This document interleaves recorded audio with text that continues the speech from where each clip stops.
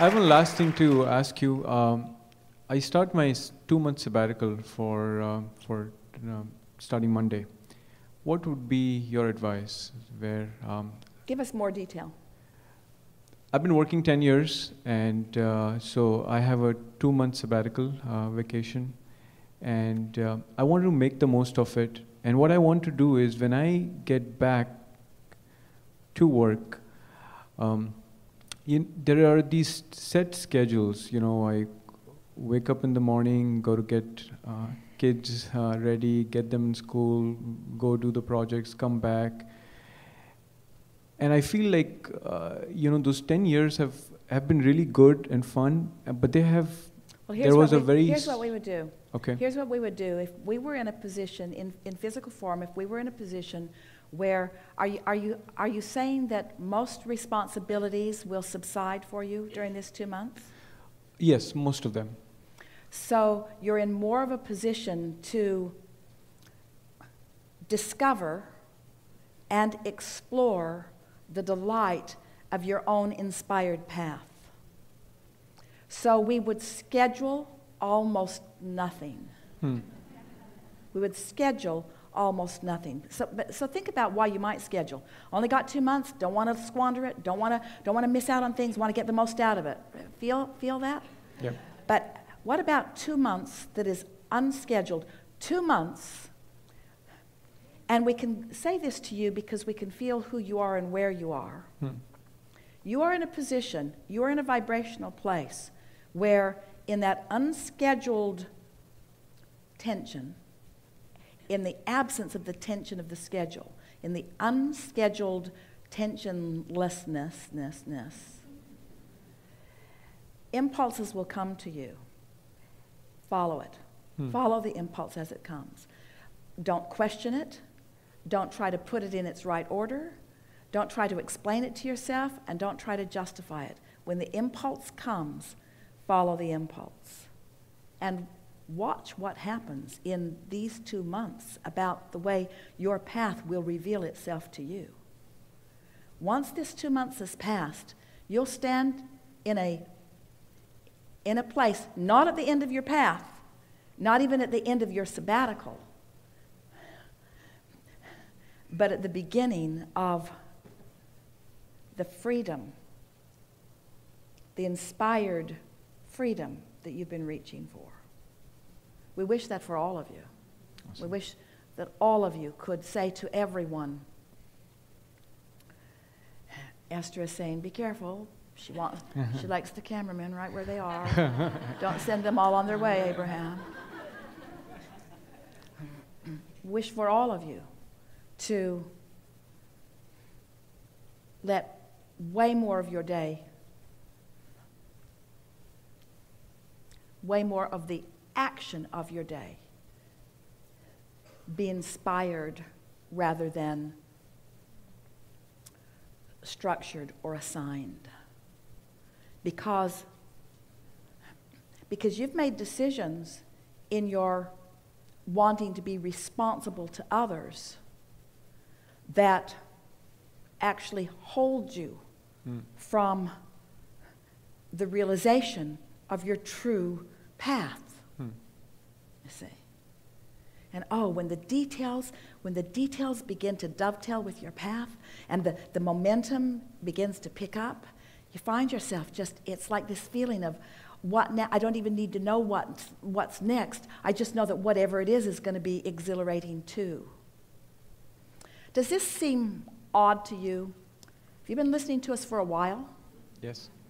Were you listening to us when we were talking to you about deliberate creation? Were you listening to us when we were talking to you about directing your thoughts? About you get what you think about, so be deliberate about what you think about? And can you feel that none of that has changed? We're just asking you to feel it into being rather than think it into being. We're asking you to accept that there's a broader part of you that has set goals too. A broader part of you who has powerful intentions about who you are. A broader part of you who is integrating all of the details of life that you've been finding along your physical trail. And This is the ultimate discussion that we've ever discussed on the subject of the art of allowing. Because it is the process of, it is the function, it is the behavior, it is the action, it is the mindset, it is the focus. That the art of allowing what? The art of allowing what you already accomplished in step 1 and what we already accomplished in step 2. The art of allowing the inspiration. In other words, so you liked it when we said that you create your own reality until we said you have to think about it more deliberately. And then you said, oh, I'm not sure that I like that quite so much. And then you liked it when we explained to you that as you sift through contrast, you launch these rockets of desire, and that there is a vibrational reality that is already created. And you played along with us as we talked about this vibrational reality. We talked about the vortex for a couple of years. We wrote a book called Getting Into the Vortex, this vortex, and you began to say to us things like, Abraham, I would really like to get into the vortex, whatever that means. I get the idea that you're enthusiastic about us getting there, and I kind of feel that if I could get in there, I would like it when I got in there, but I really don't know how to get in there. What I really want, Abraham, I love knowing that all the money that I want is in the vortex, but please, Abraham, tell me how to get it out of the vortex and into the bank. How do I get this vibration that you say that I am, how do I get it into a realized form? How do I get it where I can see it and hear it and smell it and taste it and touch it and move it and enjoy it? How do I make tangible of the intangible? How do I create my own reality? How do I turn thoughts to things? And that's what we're talking about now. There is a mass consciousness that is at this point where you are asking with more fervor than has ever been focused in this physical time-space reality ever, how is it that my dreams become reality? How is it that I make the tangible out of the intangible? And so we say, you do it by accepting that it is vibrationally queued up for you and that source is on it and that you are worthy of it, but that you've got to do the thing. You've got to stop doing the thing that is not letting it happen. You've got to stop doing that thing. You've got to stop focusing upon the conditions that introduce resistance into your equation that hold you in a vibrational place where your tuner's set on a different station. You can't set your radio dial on 102 FM and hear what's being broadcast on 95 FM. Your frequencies have to match up. And so the frequencies of your vortex are sublime. Source energy there is a high frequency. There's no resistance in it. And there is just not room for the conditional life that you've been living in that vibrational frequency. You got to find a way to change the frequency to one that has no resistance. And when you do, subject after subject will come right into your realization. And it won't just be your imagination. Others will see it happening to you too. You will translate vibration into reality. So, we like that conversation so much. We like that conversation so much because, you see, we're joyful when you're not. We're joyful when you're troubled. We're joyful when you're launching the rockets. Oh, we love it when you launch a rocket. We love it when the universe expands because of something that you've lived. And we take the expansion immediately and embrace it and enjoy it and be it and offer the vibration of it, making it more easy for you to find vibrational alignment with it too.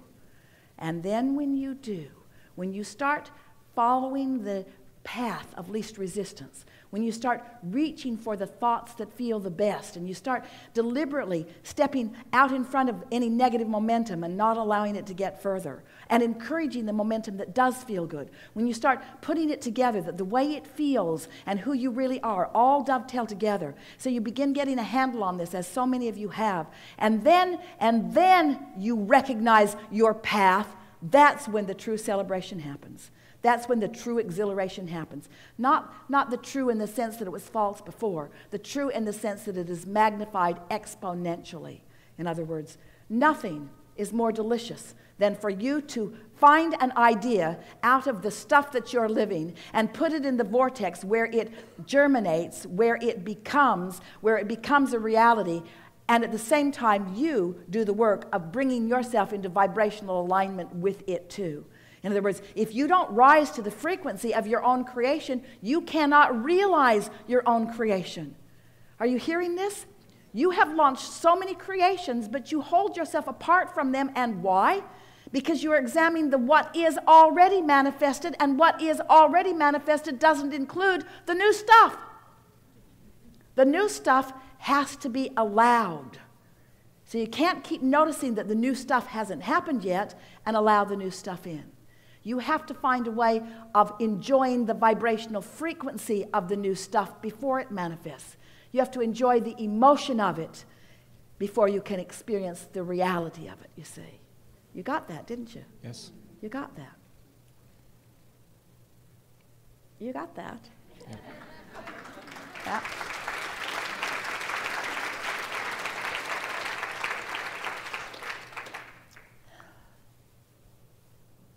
I think I'm done. Thank you very much.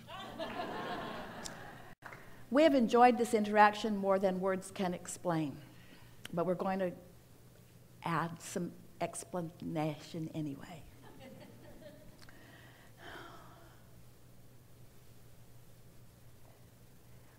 Without exception, you came into this time-space reality and body with purpose, with clear, defined purpose. And you were over the moon exhilarated about the idea of it. Since you've been here in this body, you have added even more to that purpose through what you've been living. You've been fine-tuning, coming into greater clarity, reinforcing things you already knew, and adding to things new.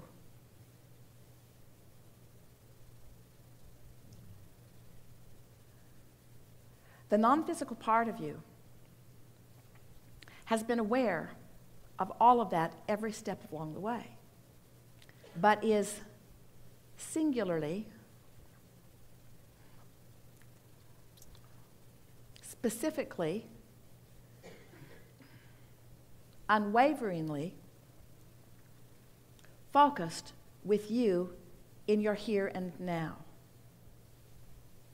And while Source knows where you've been and knows how things are likely to unfold, Source gives undivided attention to the here and now. And the attention that Source gives to the here and now is a steady vibrational frequency that you might translate as resistance-free, but you would describe as love. Absence of judgment, absence of request, absence of condition in order to feel the love. Just love, just love, just unconditional love. It's your work now, with everything that you've learned here today. It's your work now, your play now.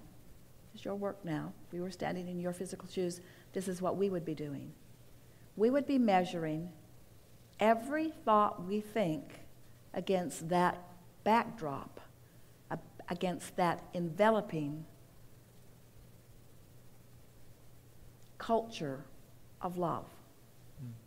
And you're in a place that you can now do it. You've been listening to us. Bless your hearts. You're so patient that you've been sitting here listening to us all day long, coming back around to the same thing over and over and over again. Which means in this moment, you are wobble-free. You've pushed the reset button.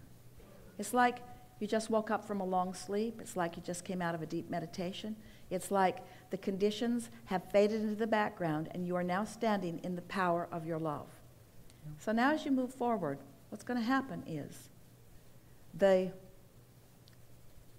pure vibration of the thought that you are thinking will gather momentum to the point that you will see, it is our promise to you, without exception here in this gathering, a remarkable response, a remarkable universal response to the alignment that you have accomplished. And when that happens, you will have a realization of how that came about. If you've been listening to us for a while, your realization will be broad. Your realization will be, well, yes, of course, that's something that I've been asking for. I've been step one-ing that for quite a long time. Your realization will include, yes, and of course, Source has been after that. I accept that from Abraham. They seem sincere.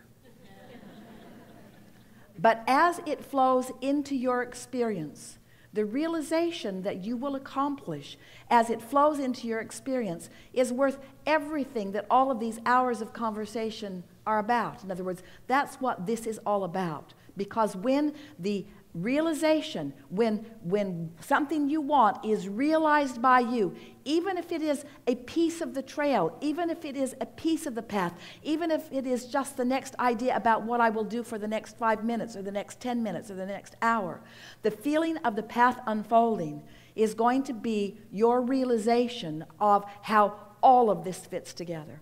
And it is our promise to you, you will never again go back to that condition. You will be standing, in fact, many of you already are now, just as a result of the conversation that we've been having here today. You're standing and you will be standing in a place where you can look at conditions that have formerly, as a friend said earlier, taken you to your knees. And not only do you not go to your knees, but you stand in stable awareness of all is wellness. You don't lose your balance, and you don't become a part of whatever it was that has got you unsettled. In other words, you're going to discover in the next few days, it's our promise to you, that this universe does revolve around you, and that you have the opportunity right now to hold yourself in a place of realizing the pieces that are coming to you. Now this is the most important thing. This is what we've been leading up to all day long. This is the piece that we want you to take away from this. This is what it's all about. This is what you've been looking for. This is what we hear you collectively asking us for. Oh, we're out of time. This is the piece that you're looking for. The realization that is happening to you now is the extent of the life that you are living. The realization that you are living now is the extent of the life that you're living. In other words, and if you're standing in a place where it seems like there needs to be a lot more to the path, then you're not quite yet in that place that we are talking about. Because once you get here, as the path unfolds, it's just the most delicious thing that you could even imagine. In other words, what happens to you is instead of looking for a path that leads somewhere, with all of your attention upon the somewhere that you need to be led to, instead of looking for the path that leads to somewhere, you're just preparing yourself for the path to find you. You're creating the environment where the path finds you. And when the path finds you and you notice it, that's when you'll know. That's when you'll feel your worthiness. That's when you'll feel the triumph that all of us are feeling. That's when you'll feel the exhilaration that we're feeling. That's when you'll know that it's all good, and that it will continue to be good, and that nothing ever goes wrong, and that you're not ever going to get it done, and that you don't have to fix things that are broken because nothing is broken, and that people don't need to change in order for you to love them, and that loving them is the thing that you want all along, and that the world is a glorious place, and that it's perfection in all of its diversity. And its diversity is what makes the whole, and its diversity is what causes the expansion. And the expansion is necessary to the eternity that we all are. That nothing will ever stop the expansion. In other words, everything's right in your world. Everything will come into alignment. Things will be more humorous, and food will taste better, and you'll feel better in your body, and the world will be more beautiful, and the way your life unfolds will be in more in harmony, more in keeping with who you really are.